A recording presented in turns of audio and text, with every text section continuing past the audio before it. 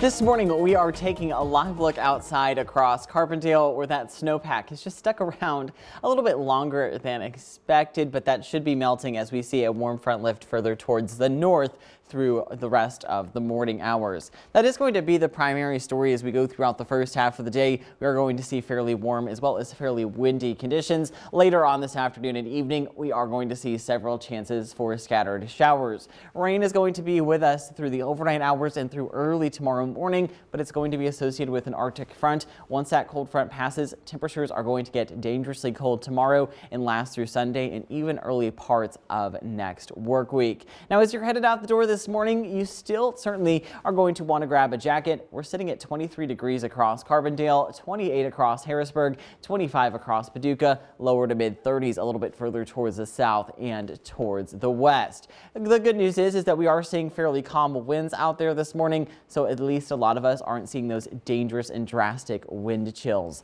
As we continue throughout the rest of our afternoon, I think temperatures are going to likely be at around 48 degrees by the time we make it to the midday hours. Temperatures will likely top out today in the upper 40s and lower 50s. I do expect that we are going to see a lot of sunshine during the first half of the day. Partly cloudy skies by 12, mostly cloudy skies by 3 o'clock this afternoon. Winds today will also be sustained out of the south at around 10 to 15 miles per hour, but gusts, especially during the early afternoon hours, could potentially be as high as 28 miles per hour. The Storm Track 3 app always going to be helpful to keep right there in the palm of your hand, especially with all of these shower chances for your Friday evening. Now, if we take a look at the current satellite and radar, not really a whole lot of activity is showing up out there just yet. But just off to our west, we are tracking a warm front that's going to continue to lift further towards the north and towards the east as we go throughout your Friday. That's going to get out of here, and we're still going to see a mix of sun and clouds through most of the afternoon hours. But notice by 4 o'clock, a lot of us are going to become overcast, and we are tracking the potential for a couple of isolated showers.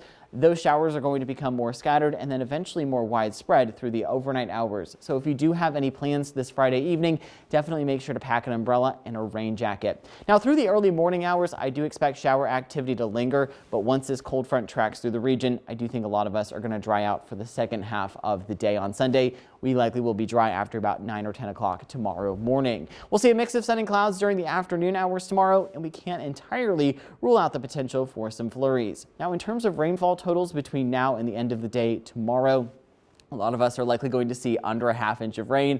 However, a few spots may see a little bit more, especially to the north. Those showers stick around early Saturday morning, but then we're going to dry out behind that Arctic front and see dry weather for Sunday, Monday, and Tuesday. But again, all of that dry weather is going to come at a very high cost. Now, temperatures tomorrow likely are going to reach the lower 40s for actual air temperature highs. But notice, by the time we make it to 7 a.m., those temperatures are into the mid 30s across southern Illinois, lower 30s around the freezing mark by lunchtime, and temperatures are just going to continue to drop into the upper 20s as you're headed out for your evening hours. So again, yes, tomorrow's high technically will be in the lower 40s.